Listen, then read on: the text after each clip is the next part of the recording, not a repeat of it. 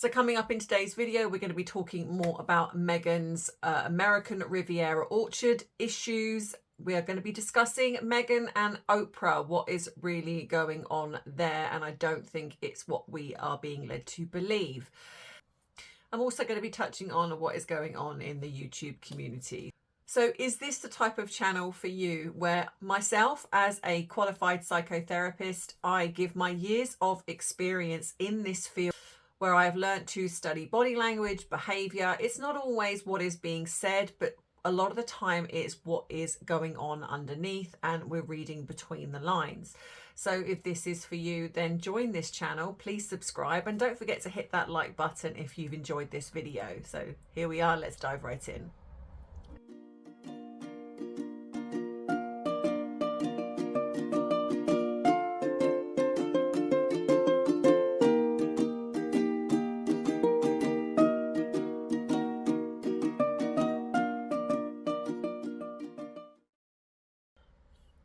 So before I get going, it is that time for those of you who are new here. I do this grab your drink of choice. I've been doing it since the beginning. You can fast forward this if you so choose, but for those of you who enjoy it, I ask you, the viewers, to send in your videos where you say, grab your drink of choice, add a little something, something, as because the flag says behind me, it is 5 o'clock somewhere. So the email is going across the bottom here now. Please send in your videos, be as creative as you like.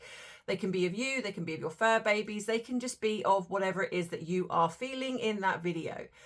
So here is the new one, and please give it some love. They've done amazing as always, and let's dive right in. Hey Babble family, grab your drink of choice. Whether it be tea, whether it be coffee, whether it be diesel.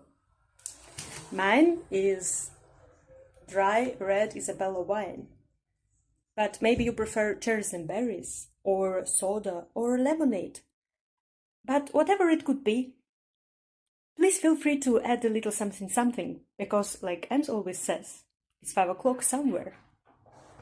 So what is going on in the world of Harry and Meghan? It seems that she has been dealt a new blow.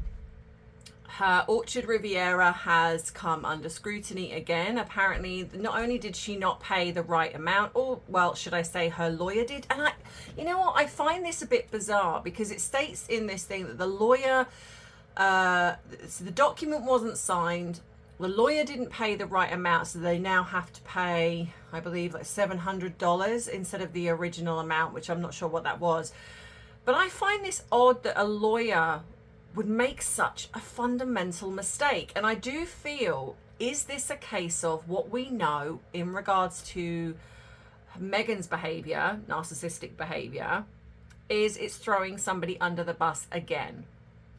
Because, you know, if she's made the mistake, then it's very possible that she's done all of this and then now it's like, oh, the lawyer made the mistake, the lawyer didn't get this right. And I just find that bizarre, but because I'm not saying that lawyers are not human and they don't make mistakes, of course they do, but I just find that a little bit bizarre that these mistakes seem to be happening a lot. Like with the Merchy World, they didn't file the they didn't put the check in and it was lost in the post or something, and then suddenly they made it right. It's like these little mistakes seem to continually happen. So this just makes me think that perhaps Meghan, because and I'm going to say Meghan because I don't believe Harry is part of this, is doing a lot of this herself and thinking she can get away with it. Because it does seem a little bit bizarre to me that these sort of things keep happening. And not only that, now her logo has been scrutinized because apparently they cannot see the O in American Riviera Orchard. It looks like a squiggle, which it does. So yeah, so that's what's been going on there. And I think, like I say, I really do believe that Meghan just has and I think Harry's done the same, where they think that they can coast behind the fact that they are attached to the, obviously, English royal family. Harry is obviously a prince by birth, but Meghan is married to one. I think that she's believed, allegedly, that she can get away with a lot of this stuff, that she can get away with it, being part of the royal family. it's almost as if she thinks that people are not going to criticize or scrutinize what she's doing because of who her family, her in-laws are, should I say. But anyway, we'll see what develops from that. Oh, I've got this really annoying itchy eye at the moment, and it's, you're just like, it's irritating. It's throwing me off my game. Like, I like to kind of, when I'm talking, I like it to flow, but I've got this it's irritating the corner of my eye, and I've been rubbing it, and you can see where I've been rubbing it, and because I'm aware of it, it's throwing me off. So please bear with me. So Oprah. I think what makes me laugh is that when I see the sycophantic media posts, it's like, oh, Meghan and Oprah reunited, friends again, and it's like, do they not understand the concept of using each other for attention? Oprah knows, absolutely knows, that there's trouble in Harry and Meghan's relationship. I mean, look, I'm not being funny. You've only got to have a pair of eyes and use your critical thinking to know that there is trouble ahead with those two. It's been coming a while, but the only reason it hasn't sort of gone into the divorce proceedings is because I think that they're probably behind the scenes trying to create this ironclad divorce settlement that Meghan will be happy with, and probably the royal family are happy with, because, loose lips shink. What's a shink? Sink ships. Shink. So, that is going to be going on. But also because Meghan has done nothing that is going to give her any success in her eyes, that is. I mean, it's laughable, really, when you think, before she joined the royal family, she was in suits. Now, okay, I know that a lot of people don't like suits, and I think that, unfortunately, in a lot of cases, because of the stigma attached to Meghan now, a lot of people, it's like anything that Meghan's attached to, people just will either refuse to watch or will just automatically not like it because she's in it. And that is why people are not clambering to work with her, because they know that even though, yes, she might draw attention, which is why Oprah has done this, and we'll get to in a minute, but it's the fact that it's negative attention, and a lot of companies or high profile people, they do not want that. They come with this huge amount of negative attention by association, and so she hasn't done anything that's given her this level of success that she believes that she was going to get, which is what it was all about going into the royal family. She knew exactly what she was doing. She had suits, albeit that she was being written out. However, she was in there, and she had the TIG. Now, look, I never followed the TIG. In fact, I didn't even know about it until it was spoken about, because she got together with Prince Harry. But by all accounts, it was in some circles deemed fairly successful, as if you were going to look at it as Meghan is an influencer, if you like. Now, I believe that with the TIG, Meghan was using that to infiltrate different circles and to get herself positioned to climb the ladder. Nothing wrong with that. I'm sure many influencers, that's what they do. I'm not going to say anything bad about that. However, she definitely had more followers than what she does now, having American Riviera Orchard, and the fact that she has married into the British royal family. That speaks volumes. So we have the fact that Oprah, that very infamous interview, if there's anyone on the planet that doesn't know about it, then where have you been? So But then there was this huge distancing that happened because Oprah did not realize at the time that she was going to get the backlash that she did. She thought she was getting the coup of the century, the interview to trump all interviews. But let's not forget, she tried with Fergie. She most definitely tried with Diana, and Diana saw through her and was like, absolutely not. Oprah has been trying to infiltrate the royal family and get the inside scoop. So it made sense that you've got fame-hungry Meghan, who Oprah would never have given her the time of day before, neither would Ellen. And that is true, because has there been an interview with Oprah or Ellen before marrying into the royal family? So all of a sudden, Oprah secures an invite to a wedding, and the fact that I think they briefly met once before, but nothing of any interest. So she gets this interview with Meghan and Harry, something that she's been trying to do. And it probably wasn't exactly as she wanted it, because at the end of the day, she wanted very high up royalty. And okay, she got Harry, but he's the lesser royal, really. But then there was this huge distancing. When you try to look for the interview, it's nowhere connected to Oprah. You might get someone, because I am going to be looking at the interview and trying to do a bit of an analysis. Let me know if that is something that you guys want. Do you want me to go through the Oprah interview? And the other things as well, do you want me to go through some of the mock-you-series and do, like, you know, when I do the body language analysis and stuff like that, things I pick up on? Are you interested in that or not? Let me know if there's any of the interviews that they've done that you would like me to pick apart, if you like. So yeah, it's nowhere connected to Oprah. She wasn't invited to Oprah's big birthday party. I think there was another thing that happened that was connected to Oprah, and she wasn't invited either.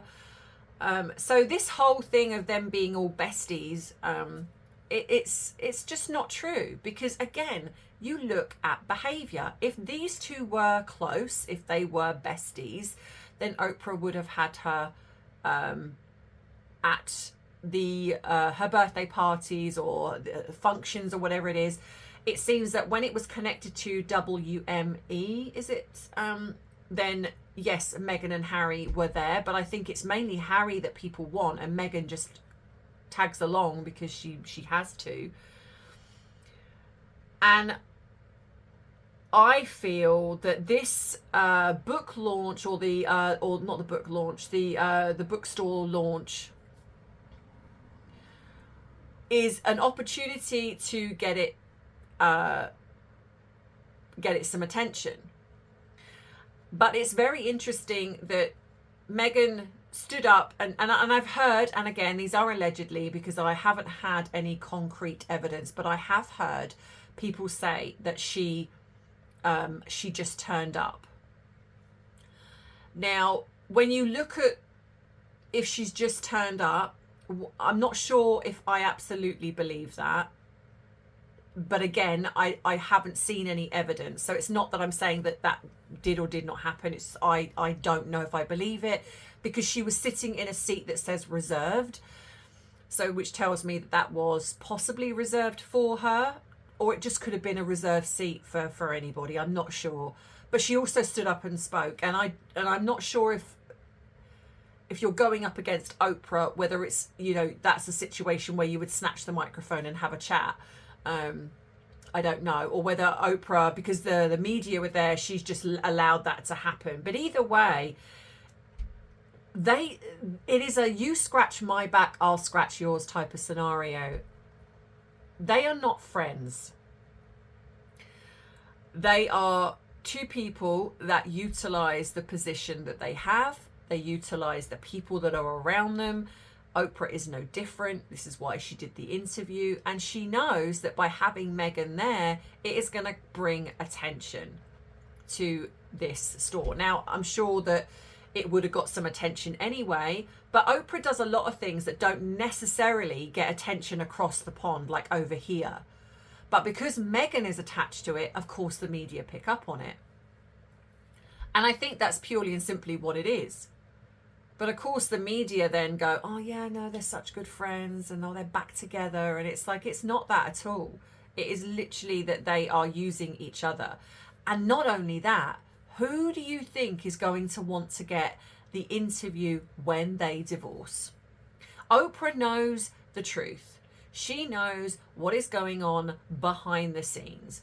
Do not think for a teeny tiny second that she doesn't have her little feelers in every little corner of everything, and she knows what's going on with Harry and Meghan. She also knows they're not together, we are just seeing them together. So she knows the truth. And so what this will be, a bit like what happened with the interview in the beginning, which is like, if I get to come to your wedding, you can have the big interview with me. Meghan, I will catapult you into the stratosphere. I will help you.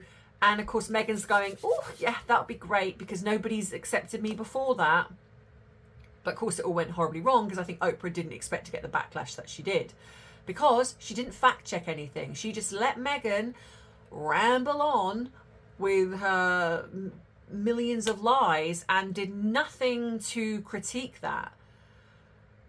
And so here we have again another situation, because even though, like they say, any attention is good, is attention, whether it's good or bad, she knows that if there is a divorce, well, no, not if, when there is a divorce, she wants that interview.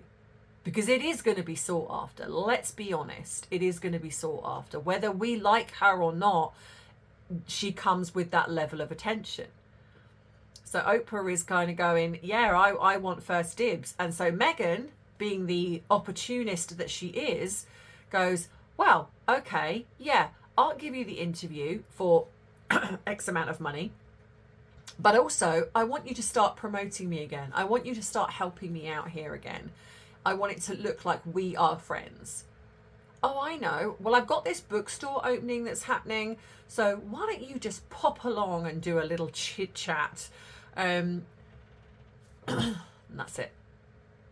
And for the most part, that is how Hollywood works. It is literally, they're either stabbing you in the back or they are, yeah, if you do this for me, I'll do that for you. There's no loyalty. You find that the people that have loyalty are the ones that are not necessarily in the public eye. The only time there is any type of loyalty is if you are really good friends and you are not necessarily in the public eye craving attention. You live a very private life.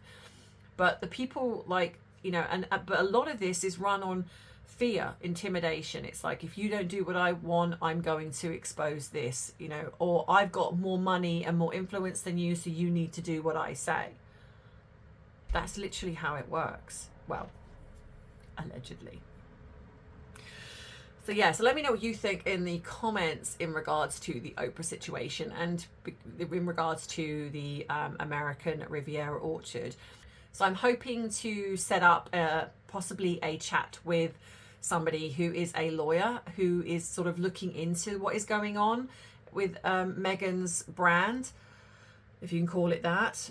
So hopefully I'm going to have that set up and we're going to have that over the next couple of weeks, maybe. Not sure exactly. Hopefully we can fit and slot that in some time. So it is that time for the interval and the bubble member shout out.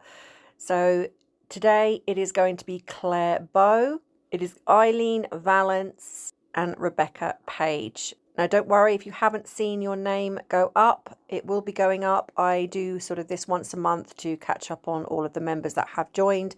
So don't worry, don't panic. They will be going up. So make sure you join up if you want to be part of the benefits that come with being a member. So I was going to talk about the stuff within the Megxit community, but after recording about 10 different videos, I just feel that I can't.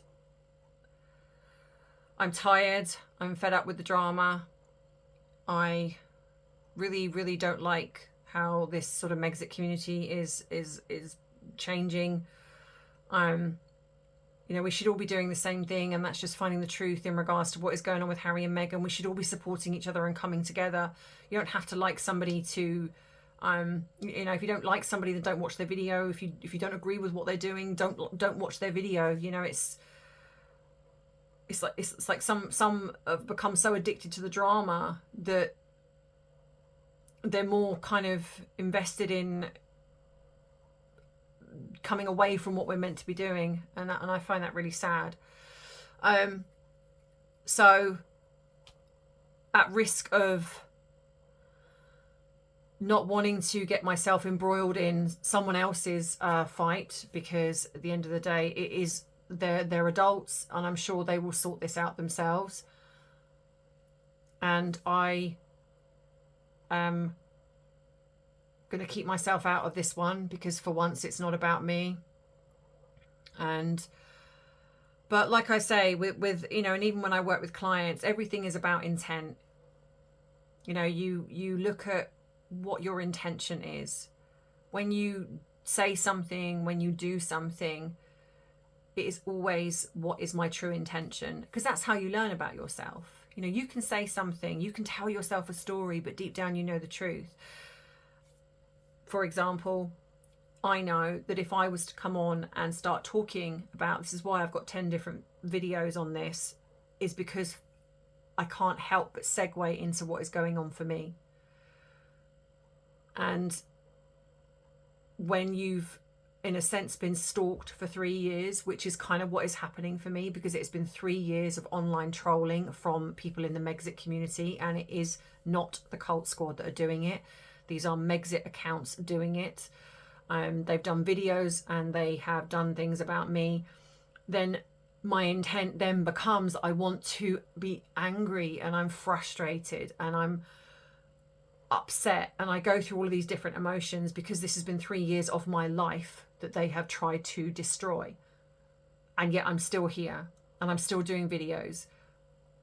I don't enjoy them as much because of what they're doing. Seeing it happen to somebody else doesn't bring me joy at all. I don't like it. I wish it would stop happening.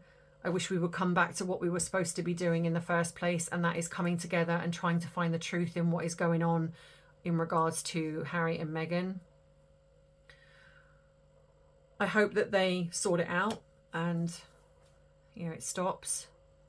But yeah, so that is kind of really all I'm gonna say on that matter, because for once this is not my fight, and so yeah, I'm gonna sort of stay out of it.